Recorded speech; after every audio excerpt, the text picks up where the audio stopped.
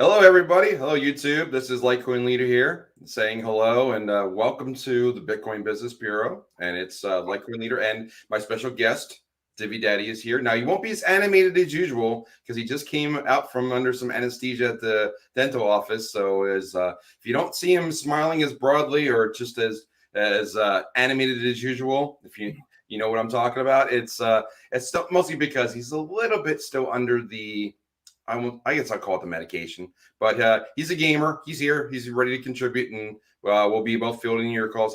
Patrick, you want to say a few words? Yeah, good to be here. Thanks for having me, guys.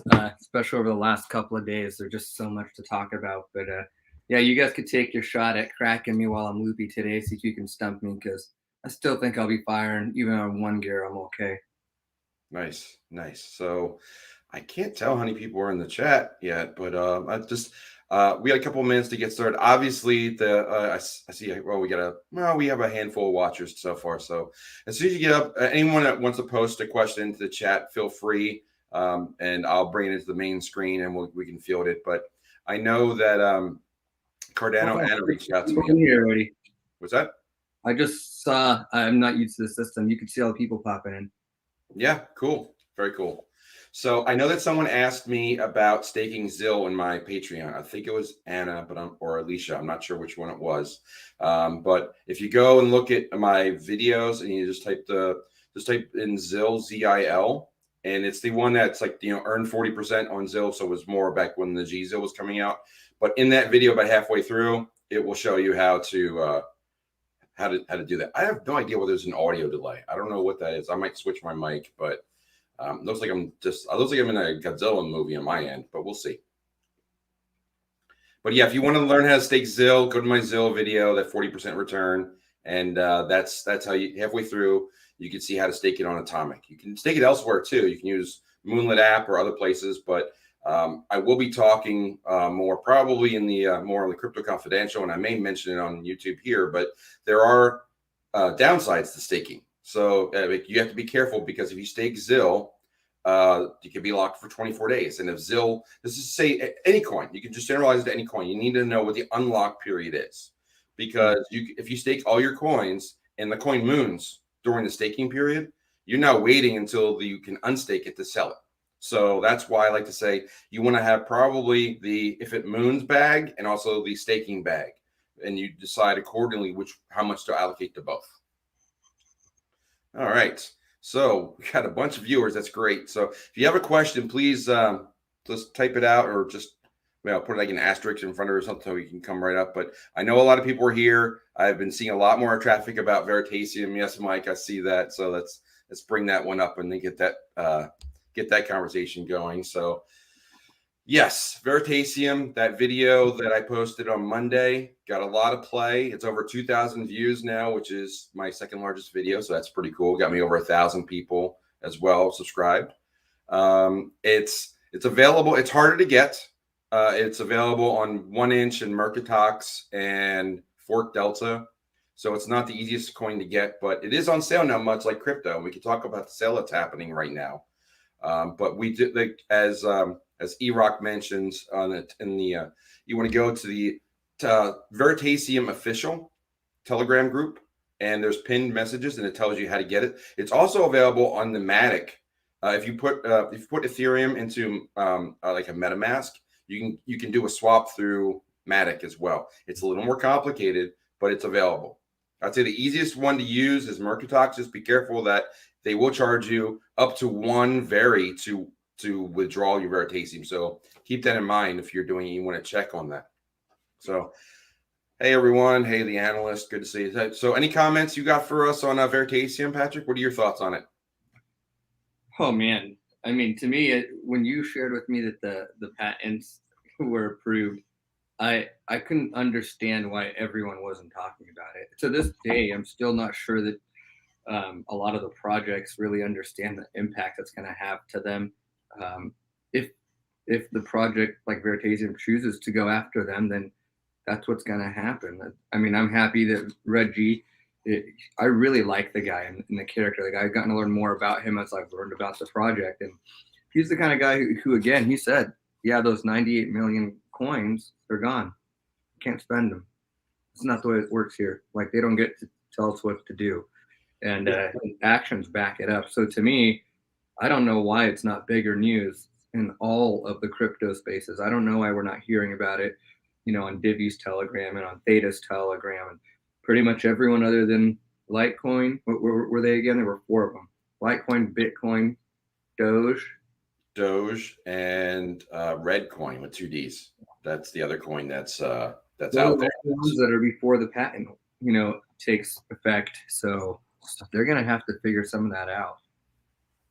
Either way, when he tells you all the supply issues he's gonna do on top of the patents that are coming out that were awarded to him, that are still more to come, it sounds like, it's gonna be very lucrative for very holders.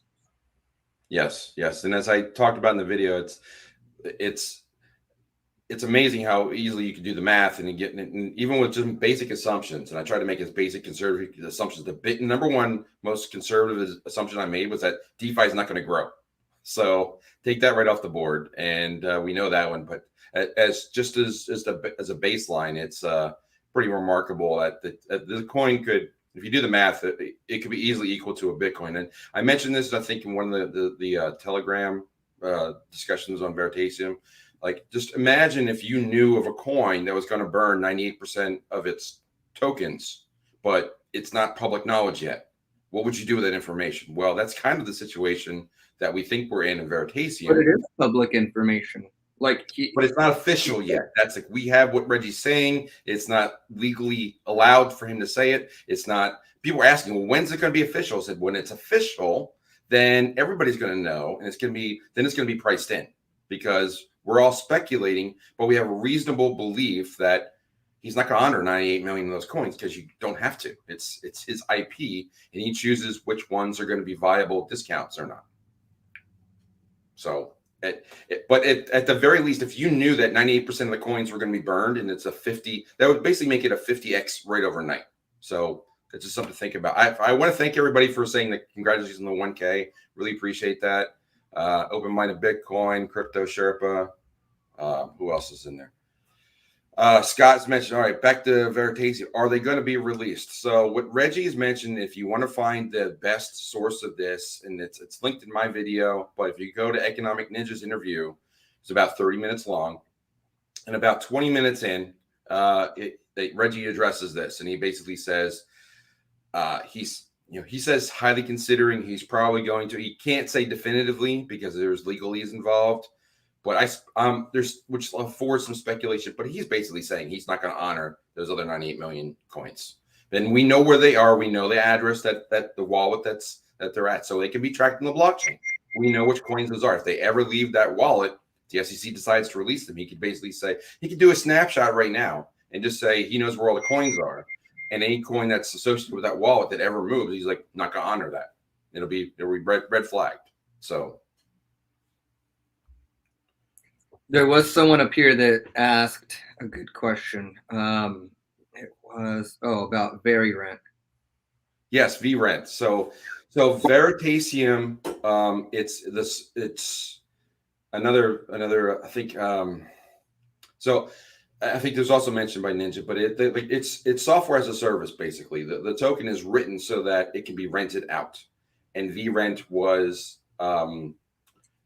one platform that you could rent the token, and you could basically just put it. So the idea would be that, let's say a company, I'm just going to pick one. Let's say XYZ Corp needs to get 100 Veritasium tokens to get a $1 million discount. So or $100 million discount. So now the tokens essentially are worth $1 million each to XYZ Corp.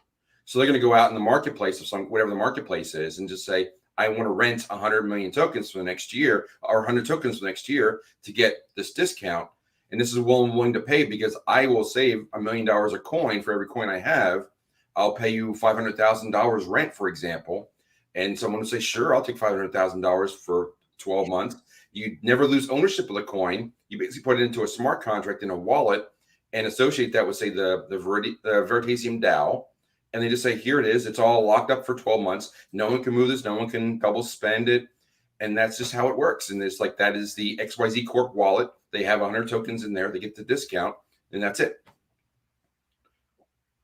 pretty simple to actually to structure it. And I mean, Reggie figured out smart contracts as well early on. He did on the Bitcoin blockchain.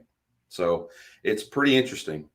Yeah, and Tom said Bixo instead of looks, with a lottery ticket. It could be Bixo isn't the only one. I mean, even Uncle Cliff keeps talking about it being 1-to-1 with Bitcoin, and there are many other people who have different beliefs than I do that have shared with me things that they're seeing, like from White Dove's reports or intuitives that are, there's a lot of people who've been calling this for quite some time. Yeah, I've been a holder of Veritasium probably since 17. So it's the intellectual patents that just came out that are bringing a lot of us to the table going, okay, there's something here. Yeah, that's something that the people that were holding, like you were like, yeah, we knew something like this was going to happen. I was like, oh my gosh, something like that just happened. Yeah, it's not every product with a patent is going to have value to it, but coins, especially ones that have multiple patents, Veritasium has 2 now, or that I will say the project, it's kind of hard because the coin isn't directly associated with Veritasium anymore. It is, but it isn't. Like Reggie has to have a arm's distance linked with a Veri token. And Mike, to answer your question, which is a good question, to hold any ERC20 wallet can hold Veritasium. The easiest one I found is Exodus. And Exodus wallet, it's been compatible for years. It's a very strong, stable wallet.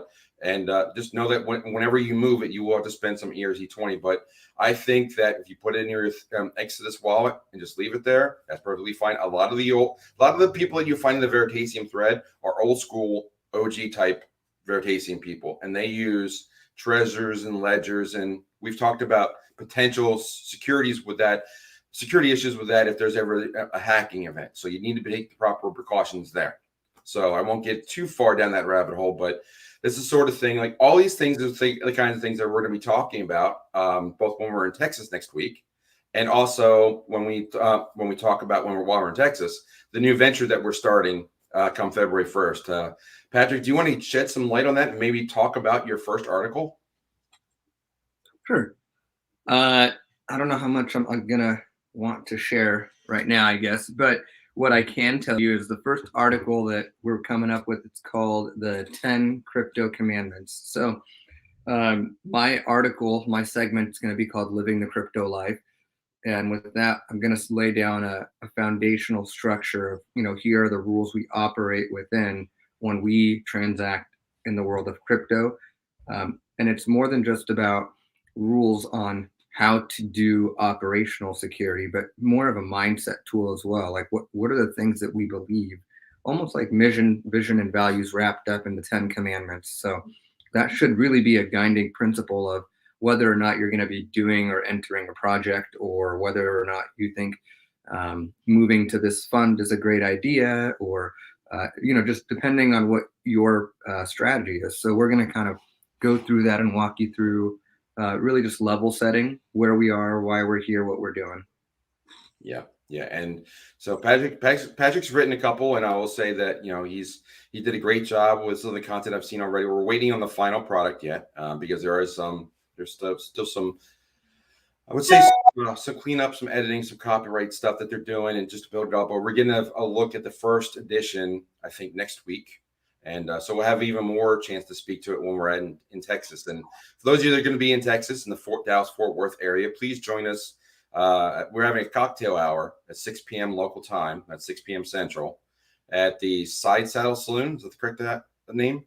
Oh, it's going to be longer than an hour. I'm bringing the baby, so like I'm at least stuck for an hour and a half, 2 hours. If Caitlin and the baby are coming, then we'll be there for a while till they close out, probably. Yeah, because then we got the conference the next day, so I'm gonna be like, ready to go the next day. But that night's my fun night with the fam. So come out and meet Caitlin and Baby G if you guys want. It'll be fun to have you guys. Bring the kids. That'll be fun. Yes, DiviBaby will be in the house. It's his first real crypto meetup, so that's gonna be fun. He's 9 months, 10 months, somewhere in that range. He will be turning 9 months that day. Actually, that will be his 9-month birthday. Nice. Oh. Right. So okay, I can open there somewhere. I won't go. No, that opened up some thoughts for me. I'll have to write down a post-it note. Excellent.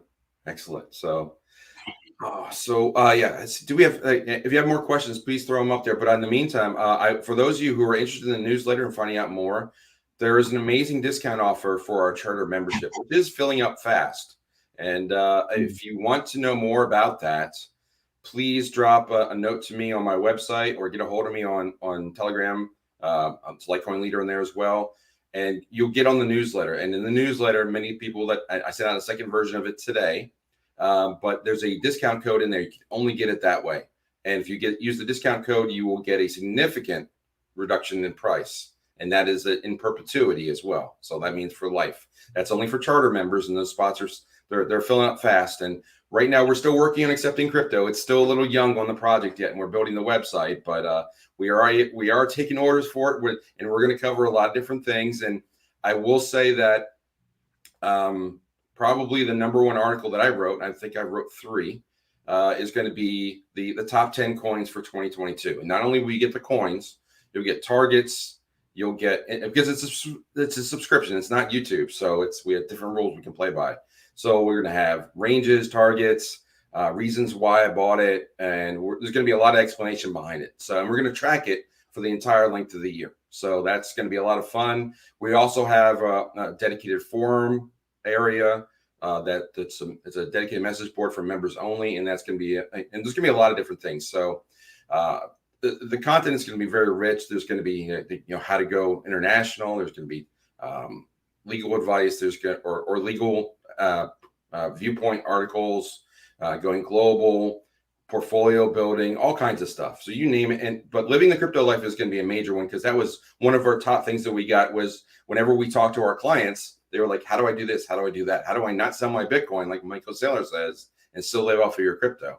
Well, Patrick solved a lot of that. How do you pay for groceries? How do you pay for gas? How do you do allowance with your children? How do you teach your friends? Which cards do you put in your wallet if you can only take 3?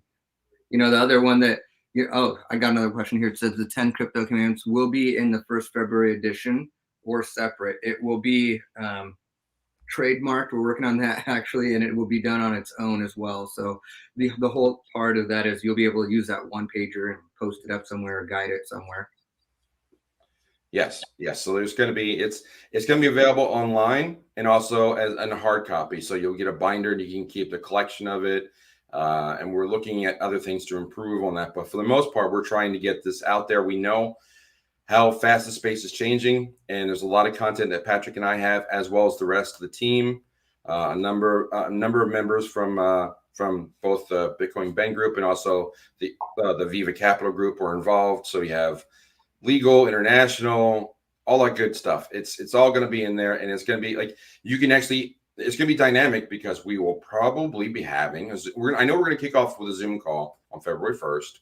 We're also going to be doing that probably once a month, if not more often. And we're also going to be in the forums, and you can interact amongst other members. And if you tag us, we'll certainly be walking through there and providing answers when we can. But it's all about building community and insight for everyone as we all grow in this space that's overwhelming to most anyone. I'm full-time in this and I can't keep up. I mean, there's twice as many coins as when I started.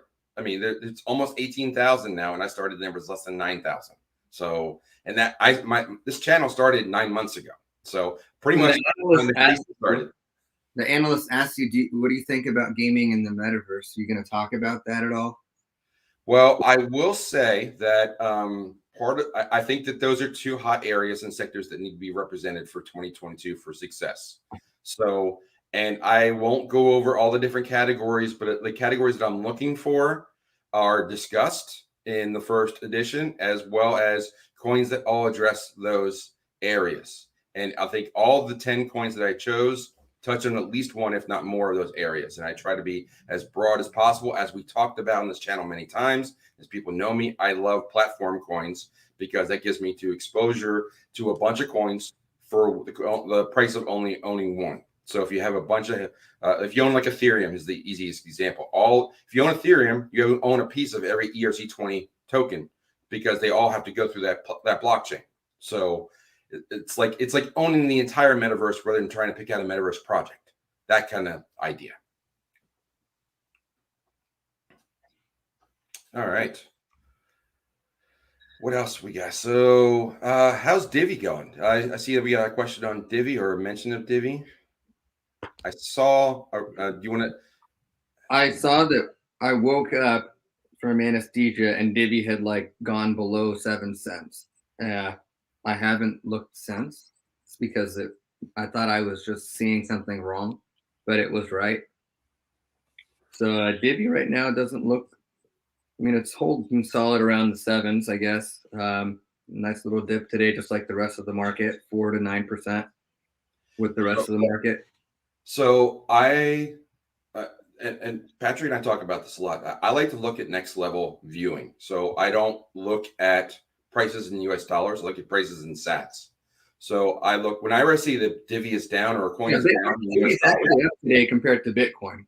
Correct. That's exactly what I was getting to, is that you need to look at the price in sats versus the price in US dollars, because if Bitcoin's dropping 5%, but Divi's dropped 3%, well, now it's +2 to Bitcoin, and buying Bitcoin with Divi may be a good move at that point. So you need to look at things like that. Like I know that so Veritasium's down like 15%, maybe 15, 20%. So that's on sale compared to other cryptos. They're only down, in the single digits.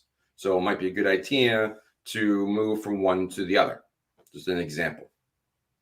But once you're in the crypto space, compare it to the US dollar it's a garbage viewpoint. You need to look at it compared to Bitcoin, because whenever you're in an altcoin, you're choosing consciously or subconsciously not to buy Bitcoin or Ethereum. So you should compare against those two coins and see which one's doing better. And if your plan is to stack sats as much as possible, when your altcoins go up against Bitcoin, you should be considering taking profits into Bitcoin. Not financial advice, but that's something to consider. All right, looking for more questions. Manny didn't ask a question. He just said a lot of great words. Yes. Stop doing that. I need more questions, people. Theta Fuel, T-Drop, T-Bill. All right, let's come back to Mike's question. We'll go Theta. I know. I told you it wasn't a question, but the question's there. There's so many questions to ask with T-Drop and T-Bill. Yeah, so stake Theta in a Guardian node will get you T-Drop based on whatever the calculation winds up being. And much like when T-Fuel came out, which none of us were expecting when we first got into Theta, that was just given to us, and it was way below a penny. We had no idea if they were going to be valuable, and they went up as high as 60 cents or so. I think that's 18 cents now. That's a good sale. But T-Drop is going to be another wild card. It's about NFTs, and the NFTs are a big part of Theta. And then there's T-Bill, which is another thing that's coming out, which is a great liquidity pool and staking option. I think that involves with NFT. You've actually read it a little bit more than I have, Patrick. Do you want to comment on T-Bill? I mean, I'm willing to take a stab at commenting on it. Like, for example, if you start taking T-Bill, my understanding is you can actually purchase these multiplying effect NFTs that like 1.5 times the rewards that you get, and it's got this like ability to expand and contract based off of it. So it's almost like my feeling is it's almost like they're trying to compete with USDC or TUSD. Like they want to become the new stable coin. They want that to be like the stable coin on the Theta network. Yeah, the stable coins is another complete different animal. I know that's not going to be under attack. And actually adjust the inflationary and deflationary purposes of it, so it never leaves like a certain threshold. And if it does, you'll get the same amount of dollars in T-Bill. Okay. Or same amount of like Theta Fuel value, because I think it's a Theta Fuel pair.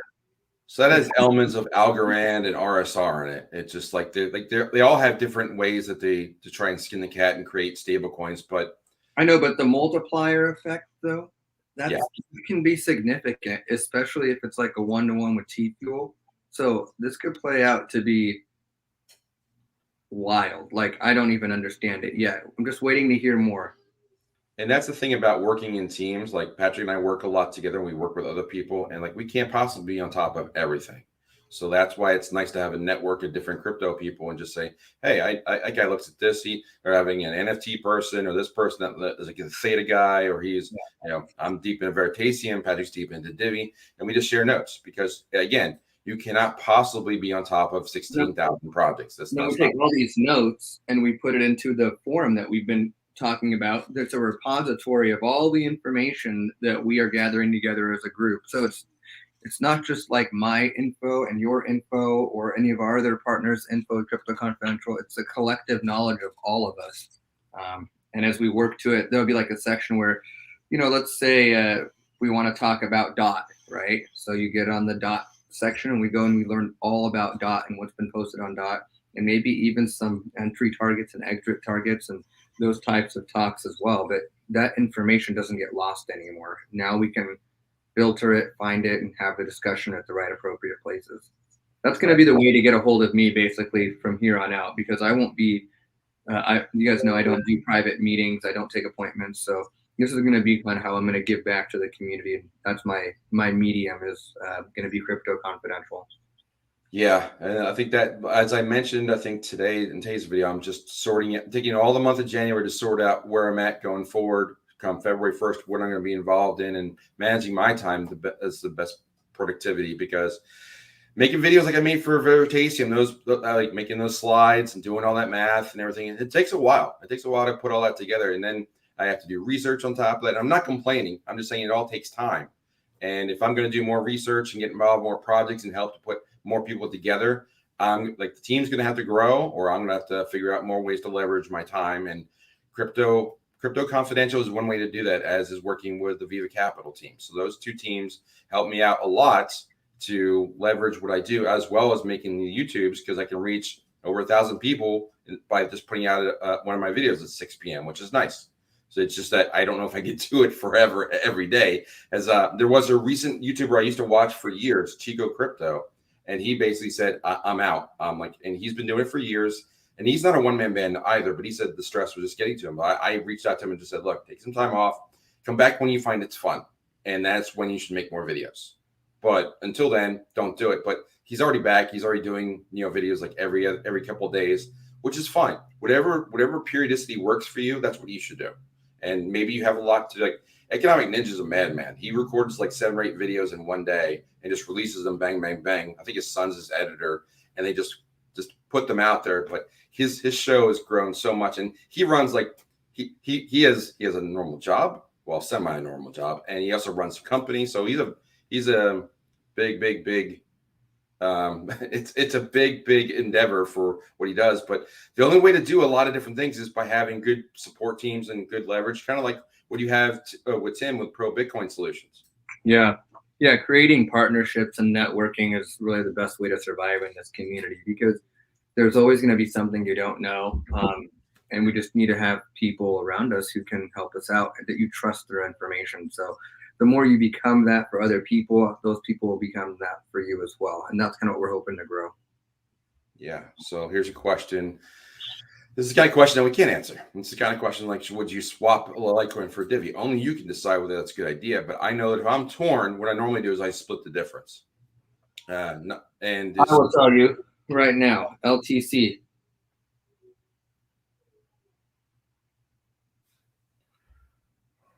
No. No, because if you try to sell them with Divi, yeah, they're just, you can buy Divi, it's not a problem, but your Litecoin's down too much. You're gonna pump the price up just by buying it. No, you want to strategically plan to purchase Divi. Correct, and that's another thing you have to look at. And getting back to the Veritasium market, when it's such a small market, you can move the price quickly. So you need to be strategic in how you buy, how you sell. And Divi is still rather illiquid. It's more liquid, obviously, than Veritasium, which is probably the most illiquid coin I know of. But when you're looking at Divi, like if you just drop, you can't sell a diamond node just like that, because you'd flood the market, you tank the price. You don't want to do that. But you could sell 50 to 100,000 Divi, for example, relatively easy, because you have to look at what the daily volume is and divide that by 25. That's what the hourly volume is. And just say, do you want to put an order in for all that? Or do you want to put in like 10,000 at a time, or whatever makes sense? You look at the marketplace and decide what makes sense for you and the market, so you don't flood it in either direction. I just believe that Litecoin has got so much upside that I just can't possibly say I wouldn't touch my Litecoin today. Just personally, if I were you, I'd go find work and then make dollar bills and take those garbage dollars and buy Divi. You know, it's like a can. Go take back one can, you get a Divi. That's what my kids do. They call them divvies. Gap cans. Each one's a divvy or two. Dad, you give me 50 divvies for my bag of cans. Sure, kids, no problem. Right, right, and that's a great what Patrick's done with his kids, and just he's turned allowance into Divi. They get paid in Divi and do chores in Divi. It's a great method to do it and promote the education and also get stuff done around the house. So, what else did I have on the list? I know that the market kind of turned. A lot of people were putting this on the news coming out of Kazakhstan and the fact that they were shutting off the internet. But I think the timing of it is more in tune with what the Fed was talking about and the fact that they're going to be tapering even more about just the easing. They're just like cutting back on what they're buying. So it's going to put more pressure on the bond markets. And basically the financial markets are not liking what the Fed notes said that came out from the December meeting. And those got released between 3 or 4 p.m. If you line up that timing, it kind of matches with what is happening in the marketplace. That said, they could be manipulating the marketplace to try and get further into Bitcoin because it's another sale. And they could be, you drop the price and now you go over to your over-the-counters and buy more Bitcoin. All that could be happening all at once. Price predictions, Lance. Price predictions for Divi, Litecoin, and Theta end of year. Again, you can have that one. What's that? You can have it. Oh, thanks. Divi by end of year. I think the whole market in general, I think a general 10x should be a baseline. I think that a lot of the altcoins, I think a lot of them are going to get 10x or more this year. So I think that Divi to $1 might be a push. It might be a tough one, but I think with all those eyeballs that are coming for the La Liga, I think there's definitely room to do that, and that's going to be a major milestone, of course, for Divi. They get across it through its all-time high, which is just under 20 cents. Then the next threshold will be 50 cents, and then it'll be momentum there to $1. And it's just a matter of when that happens and how does that happen. They've got a telecom deal coming up here shortly. That's true too. So that's not small. And they just had their first game the other day where, Divi's scrolling over on all the soccer or the football fields. It's like, it's crazy. Divi is like playing the big boy game.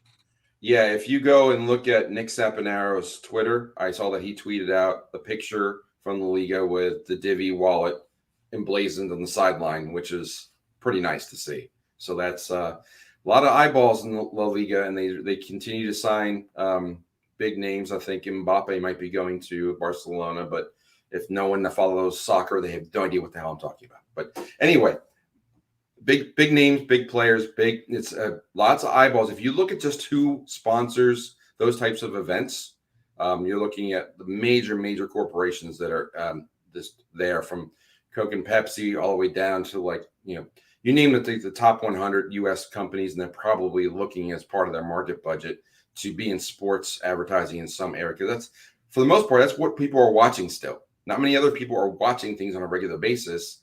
And I think one of the last bastions of television right now is sports. So we'll see how that plays out. As far as Litecoin and Theta is a tough one. I think as more people learn about that this project has the most patents of any project that I know of. I believe they have 5, maybe 6.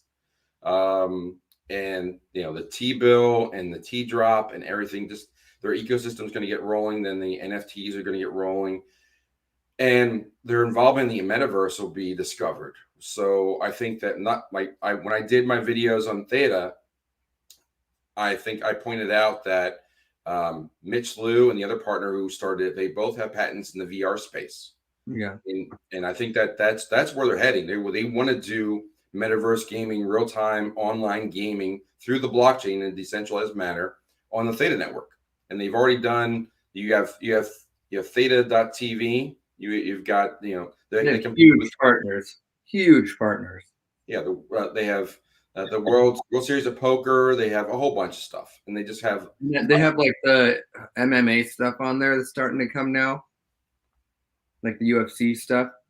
yeah, yeah. So and UFC gets a lot of eyeballs too, and that's it quieted down at this point, but it's going to pick up again soon because they haven't had any events. But we know what crypto.com and what they've done in that space as well, and they even went so far as to sponsor the LA Arena. So that started. Let's start going to so Litecoin's a tough one. I always say it should be 50-1 with Bitcoin. It could go even higher, but that really depends on when the banks kind of implode, which could happen. I mean, Cliff thinks it's going to happen any day now. Could happen. It really could. But who's to say? Predicting things in the last 2 years is very, very difficult, especially timing. But we do know this, that crypto is the future. That's where everybody's heading. I did hear that Jamaica was mentioned today, which is ironic because Jamaica is launching. They were testing CBDCs, like central bank digital currencies. They were testing them. Now apparently they're going to release them and put them into the play. Jamaica's interesting because that was one of two countries that Reggie Middleton was talking to about having Veritaseum redo their stock market. So we're going to be in two economies where you've got central banks and then we've got crypto, and they're going to be fighting against each other. There's going to be different blockchains. There's the central bank digital currency. That's not. I don't think that's where we went ahead. That's more of the central banking. Central banking has created or perpetuated inflation and interest and this debt financed economy, which has enslaved everybody. So that's not the way I think we should go. I think we should be heading towards crypto and decentralized and peer-to-peer, which Reggie's on top of. So just something to think about there. But I think that Litecoin, like I said, in the past, when I started, it was 50-1 to Bitcoin. 50 Litecoin gets you 1 Bitcoin. It's far from that now. Yeah. I think that's the first hurdle. I want to see that. I want to see 50 Litecoin equaling a Bitcoin, and then you'll probably head on up from there. But I just don't know when that's going to happen. It's really hinging on when that really kicks in and when you start using crypto for payments. I mean, I could see Litecoin going to 1,000 real fast though. 400's an easy pop. 400's an easy pop. We've already been there. And this gets back to like they're lulling people to sleep, and then a coin will just pop. I mean, Litecoin has a history of doing that. Other coins like Digibyte have a history of doing that. They just like nothing, and all of a sudden spike, and it just trickles down again. So we don't know what the spike will be. I think there's nothing wrong with Litecoin, but as far as the all-time highs, and you got to really calculate against Bitcoin versus against the dollar, because the all-time highs set years ago are not a fair comparison because Bitcoin was much lower than it is now. So you need to keep that in mind as well. But I like Litecoin. I think it's positive. I think it's going to get competition from Bitcoin Cash, but we'll see. I think both of them are very good coins going forward. They had spots on my Altcoinopoly board, so I had them in my top 30s last summer. So we'll see. All right, other questions so we can keep this flowing here. Joanna has a question. We have a big crash. Everyone piles in. Okay, so are we going to have a big crash? Patrick, you think we're going to have a big crash this year?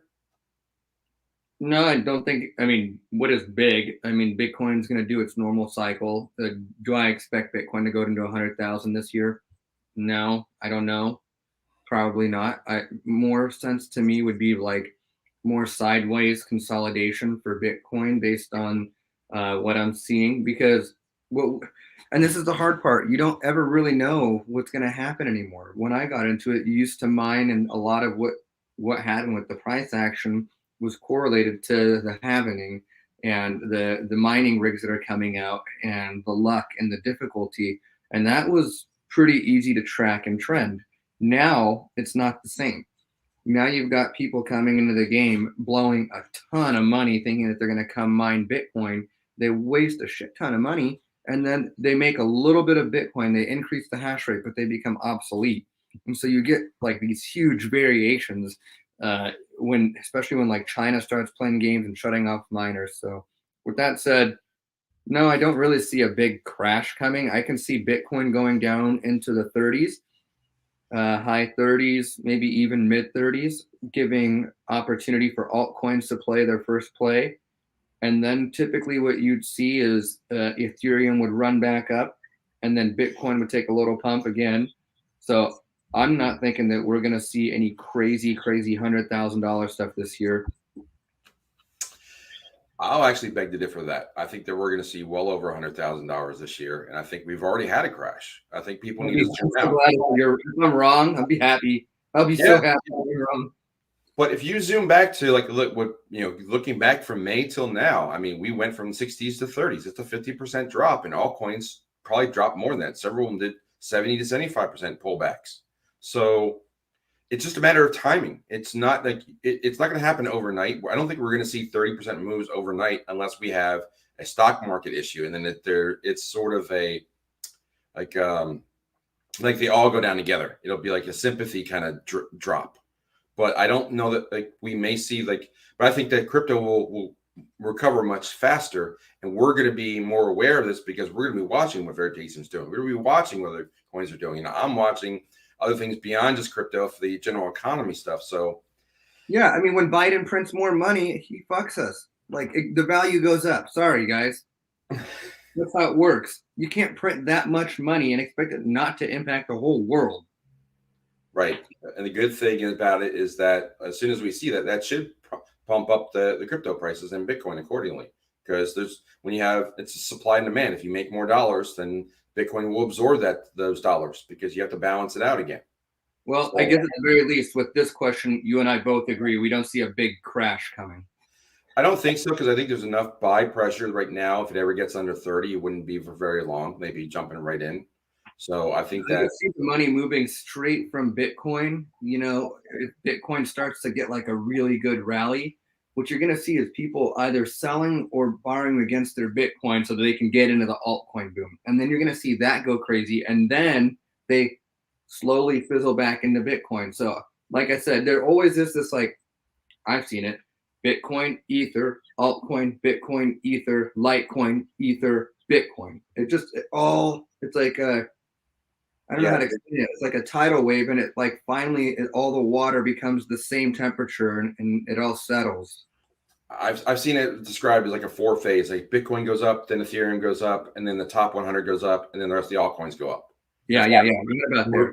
Rinse and repeat. That's pretty much how it does. And then it's kind of a stair step up, and then it pulls back. But we've been pulling back for several months, and now I think that people are just wondering: is it time? Is it going to go up again? And I think that you shake out a lot of people with the paper hands by extending time and them getting impatient, saying, "When is this ever going to happen? I need to put my money somewhere else." Well, good luck with that. Where else are you going to put it? I mean, either going to be in silver or you're going to be in crypto. There's not much else to be really considering it, but. Let's start hitting a couple other questions. Scott, I'm going to hit your question real quick. The last month or so, I haven't had too many clients reach out to me, but it's been more and more of the same thing. It's simple crypto. What do you drop of the hash rate today? That was probably Kazakhstan.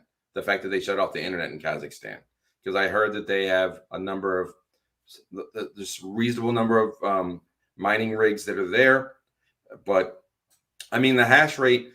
It only impacts for 2 weeks, and then they just reset the difficulty based on the current hash rate and move Bitcoin back to the 10 minutes. Every 10 minutes, they'll settle a block. So if they drop the hash rate, that means Bitcoin is going to be slower for that period until they reset it. But No, the luck adjusts. The luck adjusts. The luck adjusts with the difficulty. So if you have less people, all of a sudden the hash rate drops, then the luck factor will become easier for you because it needs to be able to have that 10-minute period in between blocks. So it's fluid. You see a huge hash rate spike, the difficulty is going to go up too. That's why when people say when the halvening happens, they expect you all of a sudden to make double the amount of money, but you're not, because as more miners come in, the hash rate goes up and the difficulty increases and the luck already decreases with it. So right, I agree, but I think that only happens every 2 weeks for Bitcoin. So every 2 weeks, they reset it. Difficulty reset. Yeah, that's correct. The difficulty. So if it just happens to be that they just reset it, and then all of a sudden hash rate goes dramatically up or down, then we're gonna have this odd setup for a week or two, and then it'll rebalance. That's at the worst case scenario. All right, good question. Let's see what other questions we got rolling through here. All right. Oh, let me also say for Scott, I think the biggest question I've got this last month is all about taxes. Everyone's just wondering about that right now. Yeah, I get that. I get that. How do you live off your crypto? And this has really been feeding into our newsletter. And then we've been taking the top things, how to go international. I want to address this one. When we talk about Litecoin, let's see, the problem is no development in Litecoin since 2017. That's actually false. So Mimblewimble was added in the last year or two. Yeah. So there have been developments. Litecoin is also part of the Lightning Network. So it kind of it gets the benefit from that as well. So there have been developments, but mostly Litecoin is done for the most part. That's why there's not a lot of activity, but it's pretty much ready for when that use case kicks in. All right, what else we got here? Oh, here we go. Your thoughts on Axie Infinity? Well, since I've been looking at the gaming space, and that's the space I really want to get in, not to play the games necessarily, but to explore and understand it better. There's a lot of gamers out there, and Axie Infinity is the #1 game. But I think that there's going to be more. Putting all your eggs in one game's basket is tough. Axie Infinity has great staking rewards. I realize that. There's also other ways to play Axie Infinity to get to lower your risk. But I think that if you're going to pick one game to go with the #1. But I would much rather look at gaming as an ecosystem and look for ways to play the ecosystem across multiple coins. There is a coin. I can mention this one because I was part of Altcoinopoly, which was Solar Phantasma. And that is, they do smart NFTs and they're involved in gaming. And NFTs are a big part of gaming because you have items that you take from game to game. You can have a shield, a weapon, suit of armor, whatever. You can take them from game to game. You can sell them. You can buy them. You can lease them to other people. It's a huge ecosystem on a marketplace. So Axie Infinity is getting a lot of traction right now because there's a lot of it's a community-based coin as well because they have so many players. You need to look at the community effect, the Metcalf effect, and that's a huge impact. Raoul Paul talks about that, and that's a big deal. The community effect or the Metcalf effect really comes from it impacted all of your meme coins, your Doge, that Shiba, which really isn't a meme coin. Stop saying that. And a few other coins that were just like had huge communities. It just kept going up, even though there wasn't a whole lot of activity. Digibyte has a great community, but they haven't had a lot of wins for activity. But they have a lot of support out there, and you can just see, look at the number of people that either have wallets or following it on crypto, CoinMarketCap or CoinGecko, or even just like the Twitter volume. You can see how many people are involved in these projects. So community factor is a big factor.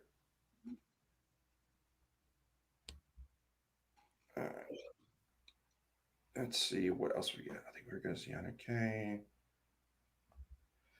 Evergrande and real estate issues. So now we're going into the real estate world. So Evergrande is going to create a huge real estate issue. Evergrande, it is and it isn't. It's going to create a real estate issue mostly in China, which because that's where they're based. But it's also going to be impactful because Evergrande has a lot of bonds and a lot of financial instruments that people will invest in from overseas, and that'll trickle across the globe.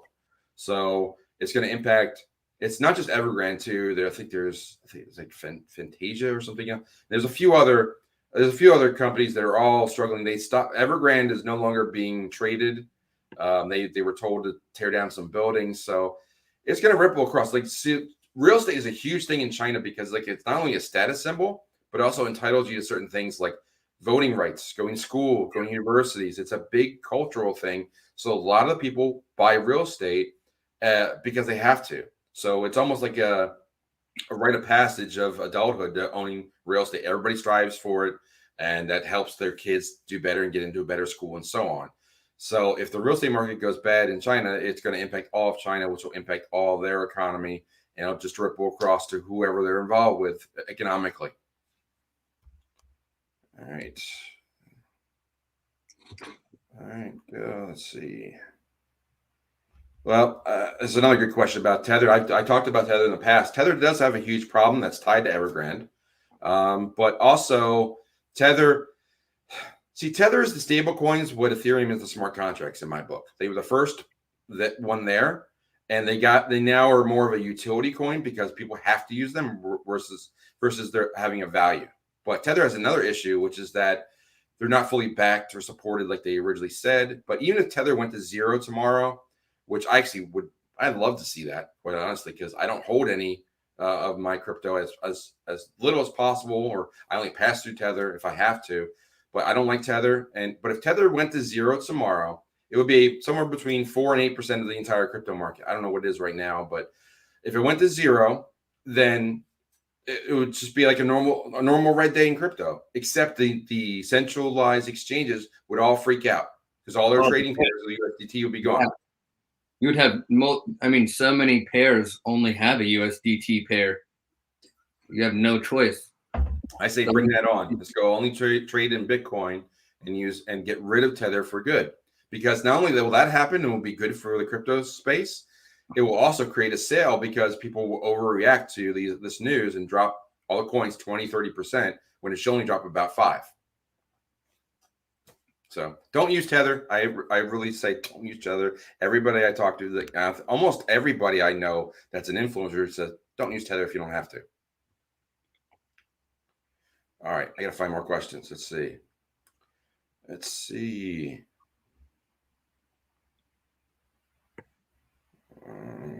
Okay. Open-minded Bitcoin thoughts on Torum XTM. I really don't know that one yet, so I have to look into that one. Like I said, there's a ton of coins out there. So even though I can put it on the screen, I put it back to open-minded Bitcoin. I think you need to make a video on this if you know more about it than I do, and I'll be happy to watch it and we can talk about it in Texas next week. Let's see. We got some time. Yes, Elon does have a large community as well. So that's another thing, is that we need to start having certain people reduce their impact on the marketplace of just throwing out a tweet and just making coins go up or down. That's kind of it's a bit nonsensical, but that's I think that a lot of the millennials so millennials are going to be driving a lot of this in the future, and they're becoming more and more part of the workforce. And also they want to get more into real estate too, and they can't afford it. So they're rooting for a real estate collapse, and they want to get in crypto to try and appreciate in the crypto space, wait for real estate to crash and go buy real estate. That's a reasonable strategy for them. And that's why another thing, a lot of these coins, at first it was Doge, because it was on TikTok, what if we get it to $1? And then Shiba and so on. Because these coins with a lot of coins available to everyone. You can get 1 million Shibas for $30 now, something like that. But that's bringing power to the masses. I've heard the stories, if X ever gets to $1 or a penny or whatever, those are gross calculations. But I mean, it's better than a lottery ticket for a lot of millennials, because we've seen it happen with Doge and Doge millionaires and so on. So if Shiba winds up being more of a people's coin, and that helps a lot of the millennials get out of their situations of the debt and so on, and they're able to buy real estate, hey, I'm all for it. I'm all for it, because that's actually, I think Shiba's, I've done videos on that. It's actually a legitimate project, but you need to be able to discern what's a legitimate project and what's not. And that's another thing I write about. And it's another one of my articles I did for the newsletter, which is what do I look at when I look at a project? There's 20 plus factors, but there's a couple factors I look at right away to just all right, give me a 5-minute answer. Is this project even worth looking at the other 20 criteria? Or is it, for example, does it solve me a real world problem? Can you tell me what why does the coin exist? I mean, if you can't answer that, then well, okay. Thank you for letting me know about the G999, and we can move on.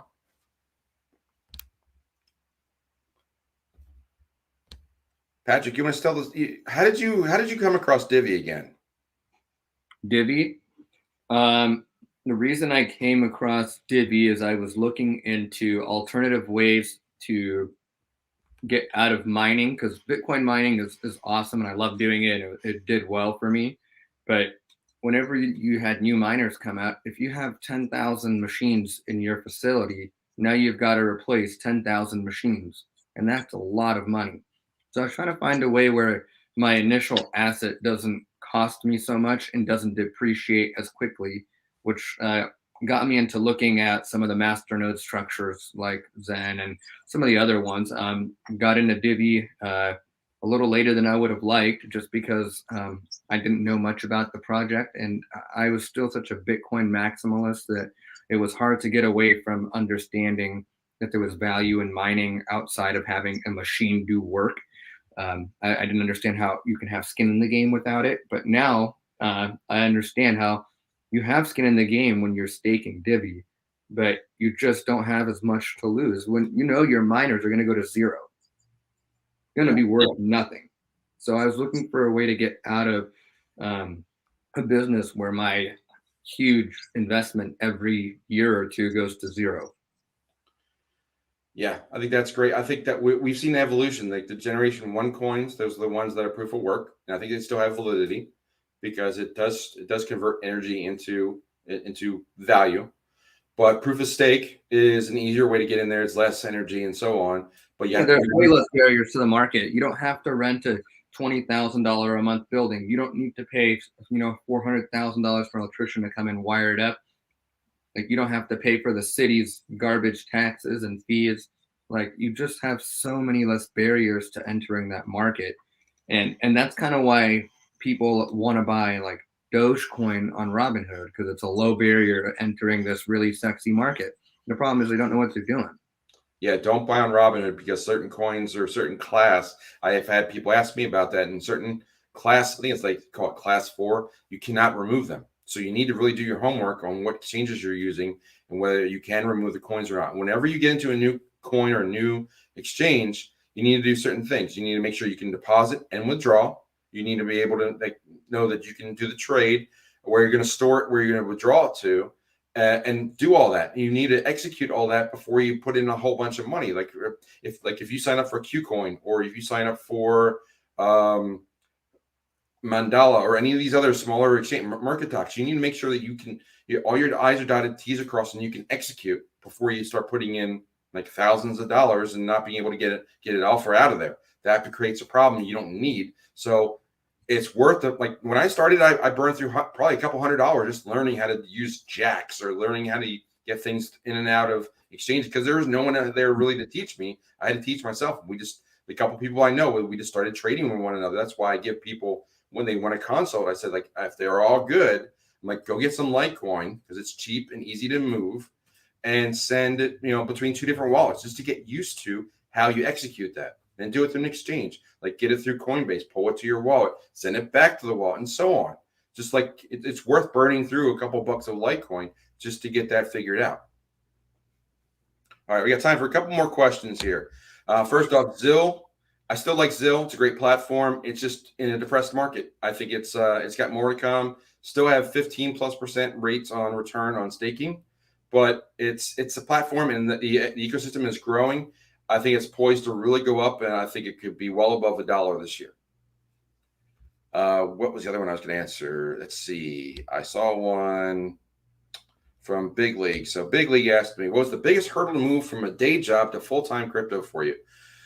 Well, I'll say pragmatically, it was making sure I had enough money that was coming in so I could pay my bills and I could make the move. But I would say intangibly, it was having a good team to support me and also confidence. So I once you have the confidence in knowing that people will pay for what you like, I get paid to talk. That's what I really tell people. I get paid to talk to people. People want to hear what I have to say, either by calling me or my videos or recording a rough draft for an article. And like once people recognize like it's like if you have confidence in what you say and you know what you're talking about, whatever you're doing, then you can easily make the transition. But if you have a clientele if you have 20, 30, 40 people that look to you and will call you on a regular basis or pay you for your time or whatever, you can consider it. But then you need to look at like how to leverage more of your time. Like when I started doing all my consults, we did them. It was very low rate, and they lined me up and just chewed up a month of my time. Nothing against them. I met great people, and it was a great learning experience. But I learned quickly that I was underselling myself, so the rates had to move up, and they moved up several times this year. And inflation, the numbers are up again because I have less available time. But then you learn how to leverage your time, make more videos, you make a newsletter, work with a team, and then you can start to say, where's the biggest bang for your buck? And then after several months of doing it yet again, like I actually literally planned to go full-time in January. I went earlier because my job and I parted ways. And, it was time to do it. and it was more than enough time to go ahead and do it. And I wouldn't change it for the world. It's been an interesting. It was an interesting 2021, and I think 2022 started off with a bang with all the stuff that's been going on, and I don't think see it letting up anytime soon, which is great. And I think it's going to continue to go. But you got to have a support team, have support of your family, have just make sure that you are ready to do it. But you could make a great investment, and all of a sudden you've got 100 grand in the bank, and now you've got a cushion. You can go ahead and do it. So, but you need to understand what is your game plan to cover your nut, make your bills and all that stuff for the first month or second month and third month, and then see how it's going to go. Because once you get to that steady state, like I've got $5,000 in bills, I got $5,000 coming in. Okay, now I can consider this. And then now if you quit your day job, you've got 40 to 60 hours now, because when you factor in time of getting ready, time to get back home, commute time, mental time, all that goes away. So over half of your waking time in a week now gets given back to you. Now, I will tell you that to fill that void, your work will expand to fill that time, but you need to be smart about what you're doing and just saying, is it really smart of me to spend 4 hours and make an 8-minute video every day? That's what I'm weighing. Maybe I should do it every other day. Maybe I should make it once every 3 days. And then I know that I can go back, since I've made almost 150 videos now. I think actually more. I can go back and see what's the most popular one. So that's the things I need to look at and consider. But that's really what how I best answer that question. Patrick, I know you made the transition long before I did. What's your answer to that one? Okay, the biggest hurdle for me was, first, it was my ex. Just made it really difficult. She didn't believe in it. Then during the divorce, I decided to start and try mining crypto. So I basically went all in. And I would say that the second biggest obstacle was myself. I didn't have enough conviction in what I thought Bitcoin was going to do, that I tried to exit too early and missed a really good opportunity. Luckily, I got back in and it was okay. But the conviction, the biggest hurdle for most people that I know getting into crypto is just their spouse. They have to be on the same page with you. If they're not on the same page, then you don't do crypto. You don't see things eye to eye. If you're always worried when you see a high bank account statement that says you owe a big credit card bill, and you're okay with it because you only have 2% interest rate. They have to be part of the whole crypto lifestyle. So I think that's the biggest hurdle, is bringing your significant other along. But once they catch on, and that's kind of what happened with my wife, Caitlin, is when we started the Bend mining facility, we just never looked back, and it's just been awesome ever since then. When your partner gets on board with you, there's nothing that can stop you. You just have to believe in yourself and just enjoy it. And there are going to be bad days where she notices. She'll come and say, "Patrick, is crypto down today?" I was like, "Yeah, it is. Let's go out and buy something to make me feel happier." Don't think about money today. But it really is just conviction and believing in yourself, knowing that you know what you know about the dollar. You believe what you believe about the environment we're in. And you see crypto not just as a way to make money. It's not just about making money. It's a way to make my wife and I's life more valuable and enrich what we get to do with each other. I'm not a slave to a job anymore. That's right. Being able to be your own boss. I've talked to other people that have made this transition, and one of the best things that I was taught, they said to me and reminded me, is that there's no upper bound to what you can make. At a job, you might only get 10% if you're lucky of a raise. When you work for yourself, you know that whatever you're doing, you can reap the benefits of, and there's no upper bound to it. So if you're smart about it and get a lot back from it, it'll return itself. And I think I wanted to close here with what Open Minded Bitcoin puts out here. This really helped drive the last 6 months as well, because when you start working with clients, they will tell you what's important. It was no longer important for me to find the next little coin.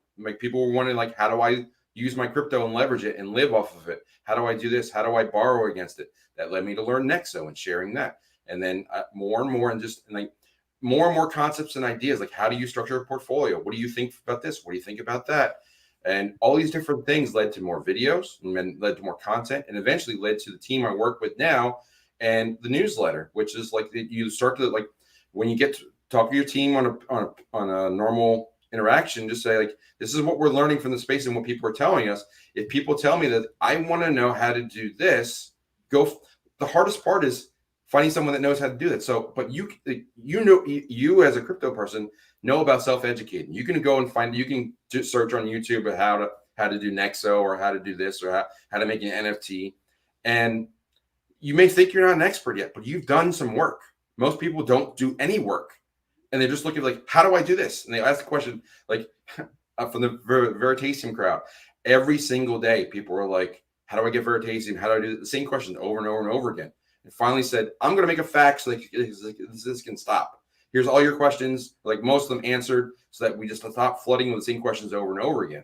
That's how you make a video, a newsletter, anything like that. If you make and you can monetize it then too. You have to be smart about how you monetize it. It's like, is it smart to charge people to talk one-on-one? Some people love it that way. Some people would rather watch a video or pay for an upgraded newsletter with a top 10 for 2022. That's the kind of things that, and not everything will work.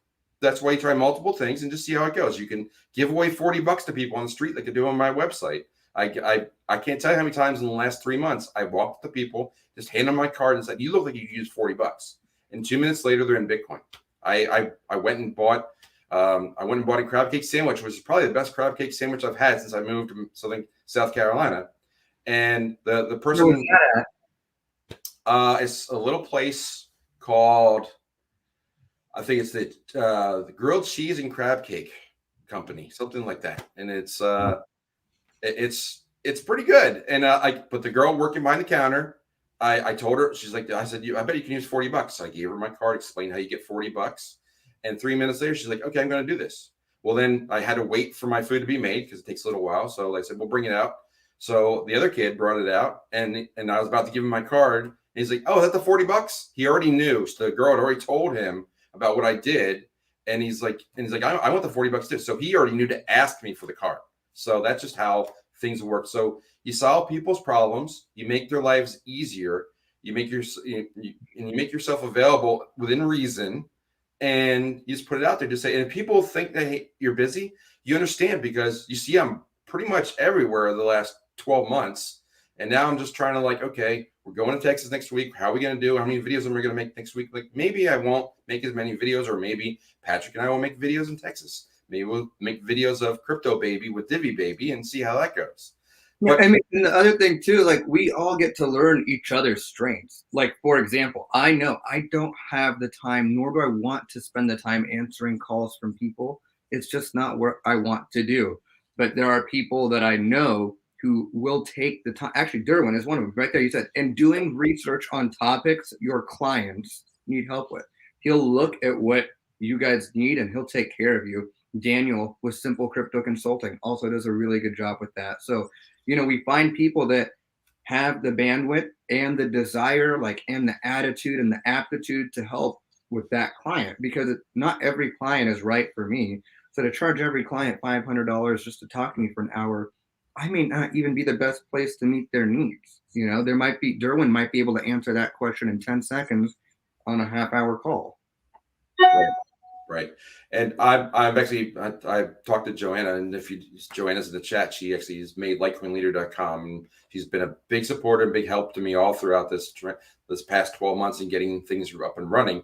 But what we've talked about, and I may still do this, is I've got a video of how to become a trainer. I am not the person to teach someone to set up an Access wallet anymore. I just don't have the time or the bandwidth when I'm talking to Reggie Middleton or hopefully Cliff High or other people like that about projects and putting teams together. Like, you need an over the counter for this, you need this, and I'm putting people together at the next couple levels up. It's like when you get promoted, you want to train someone below you so that you can be backfilled and you can move up the food chain.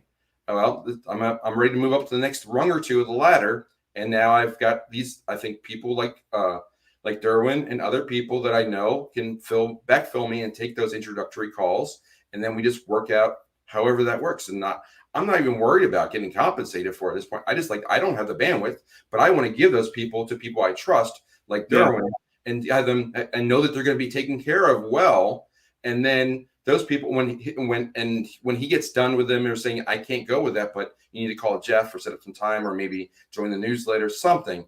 And then it just builds from there. So again, like we keep mentioning in the newsletter, the reason we keep mentioning it because there's the amount of content you're going to get from this team. I will tell you, I subscribe to many newsletters from 50 to 100 bucks a month or higher.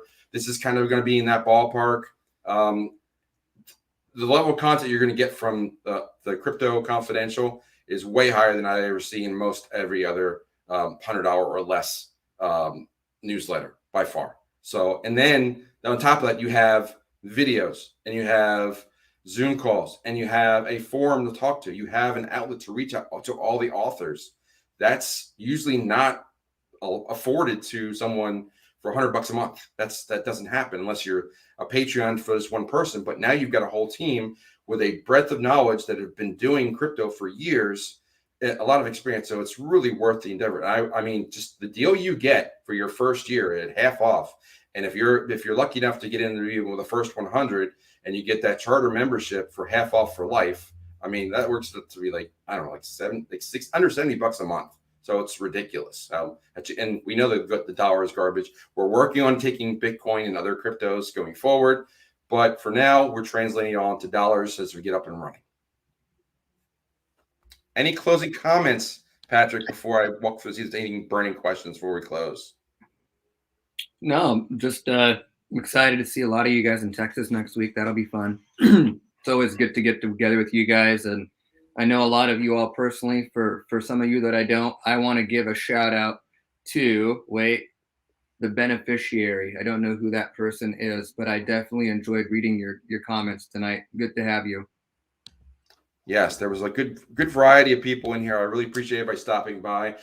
I don't know if we'll be able to do one next week because we'll be in Texas, but certainly you can reach out to my Patreon and reach out on Telegram and so on. We may put something together. I'll be doing some videos anyway, but we'll see where Wednesday night is going to be like. But for the most part, I'm looking forward to seeing everybody in Texas, especially on our Friday cocktail evening, not cocktail hour, but cocktail evening at the Side Saddle Saloon in Fort Worth. So come on out at 6 p.m. local timing. Have first drinks on me, and then have some appetizers with us too. Learn more about the newsletter. Talk to us about whatever you want to talk about, and interact with us. And look forward to being around all that weekend and getting to know a lot more of you, or get re-upping some of our friendships that we made over the past year. So, with all that said, I'm going to close this live stream and close the drawer and say thank you, Patrick. And stay tuned to DiviDaddy for sure. And of course, follow the leader. And I'll see you next time. Take care, everyone. Later, guys.